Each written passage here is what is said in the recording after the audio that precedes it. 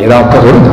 مجھے کیا فرق پڑتا ہے, مجھے کیا فرق پڑتا ہے میرے گھر میں جو شادی ہو رہی ہے اس میں ناچ گانا ہے, مجھے کیا فرق پڑتا ہے. موہن صاحب ہماری تو ایک ہی بیٹی ہے نا, ایک ہی بیٹی ہے. سسرال والے ناراض ہو جائیں گے, سسرال والے ناراض ہو جائیں گے.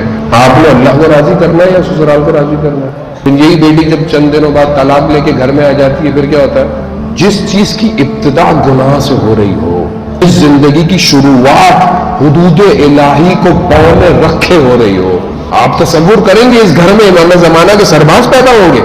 بات کریں تو بری لگتی ہے, بری لگتی ہے بات نہیں کریں آپ.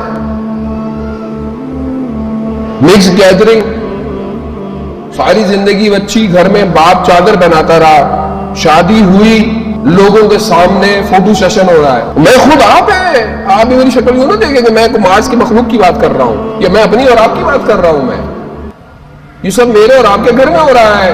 اور ہم بولے وہ بی بی زینب کی چادر پہ رو رہے ہیں.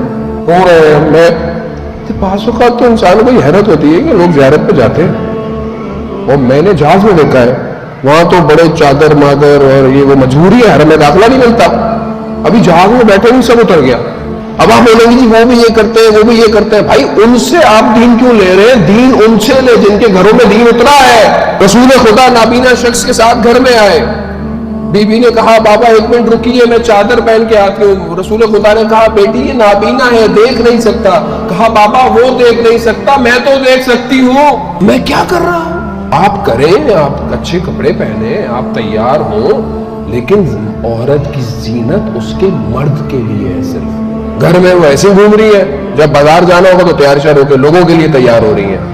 اور مرد کی غیرت پتہ نہیں کہاں چلی گئی ہے. کیونکہ اس کو خود مزہ آ رہا ہے, وہ دوسروں کی عورتوں کو دیکھ رہا ہے کہ میں جب خود لذت لے رہا ہوں تو مجھے کیا فرق پڑتا ہے کہ میری بیٹی کو دیکھے کہ میری بیوی کو دیکھے.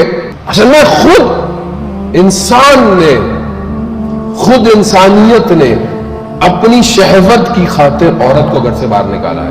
فرسٹ ورلڈ وار کے بعد جب شروع ہوئی, عورتیں مردوں کی جگہ کام کرنے آنا شروع ہو گئی. کام کرنا اسلام میں برا نہیں ہے, مت سمجھیے گا. کام کرنا, باہر نکلنا, پڑھنا, پڑھانا, اسلام سب چیزوں کو پروموٹ کرتا ہے.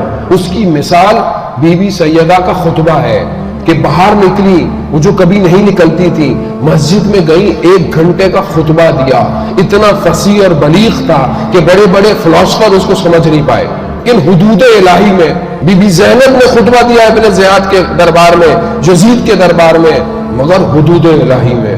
تو مسئلہ نہیں ہے, آپ اچھی چیز پڑھیں, یونیورسٹی میں پڑھیں.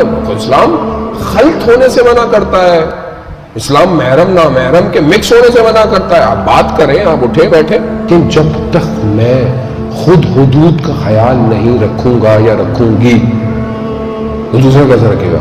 اور میں جوانوں سے کہہ رہا ہوں کہ جوان جو بعض اوقات مسائل ہے, یا خواتین بھی کہتی ہیں کہ ہماری بچی حجاب کرتی ہے, رشتے نہیں آتے ہیں. کیوں؟